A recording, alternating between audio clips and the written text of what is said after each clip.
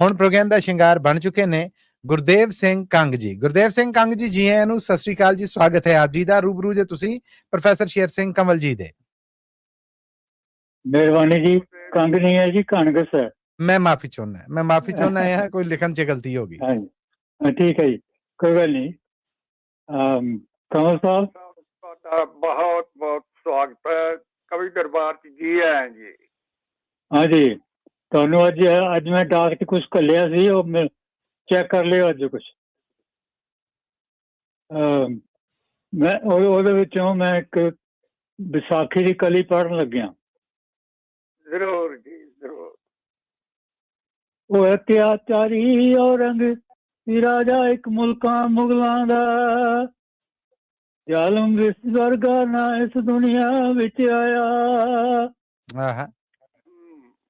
ਅਤਿਆਚਾਰੀ ਔਰੰਗਜ਼ੇਬ ਸੀ ਰਾਜਾ ਮੁਲਕ ਮੁਗਲਾਂ ਦਾ, ਜ਼ਾਲਮ ਇਸ ਵਰਗਾ ਨਾ ਇਸ ਦੁਨੀਆ ਵਿੱਚ ਆਇਆ।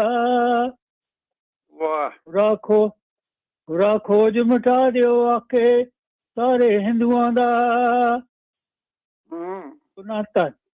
ਜੋ ਨਾ ਧਰਮ ਬਦਲ ਕੇ ਵਿੱਚ ਸਾਡੇ ਆਇਆ। ਆਖਰ ਕਲਗੀਆਂ ਵਾਲੇ ਸਤਿਗੁਰੂ ਸੱਚੇ ਪਾਤਸ਼ਾਹ, ਲਿਖ ਕੇ ਰੁਕਾ ਸੇਵਕਾਂ ਹੱਥੀਂ ਸੰਗਤਾਂ ਨੂੰ ਭਿਜਵਾਇਆ। ਵਾਹ। ਉਹ ਸੰਗਤ ਆ ਕੇ ਦੂਰੋਂ ਜੁੜ ਗਈ ਵਿੱਚ ਅਨੰਦਪੁਰ ਦੇ, ਵੱਜੀ ਚੋਟ ਨਗਾਰੇ ਇੱਕ ਤੰਬੂ ਗਿਆ ਸਜਾਇਆ। ਪਾਰ ਗੁਰਾਂ ਨੇ ਸੀਸ ਦੀ ਜਦ ਭੇਟ ਮੰਗੀ, ਖਿੱਚ ਤਲਵਾਰ ਗੁਰਾਂ ਨੇ ਸੀਸ ਦੀ ਜਦ ਭੇਟ ਮੰਗੀ। ਇੱਕਦਮ ਸੰਗਤ ਦੇ ਵਿੱਚ ਘੋਰ ਸਨਾਟਾ ਛਾਇਆ। ਦਿਆ ਰਾਮ ਜੀ ਸਿੱਧਕੀ ਸਿੱਖ ਲਾਹੌਰ ਦਾ, ਦਿਆ ਰਾਮ ਜੀ ਸਿੱਧਕੀ ਸਿੱਖ ਲਾਹੌਰ ਦਾ, ਜਿਸਨੇ ਹੱਥ ਜੋੜ ਕੇ ਆਪਣਾ ਸੀਸ ਝੁਕਾਇਆ।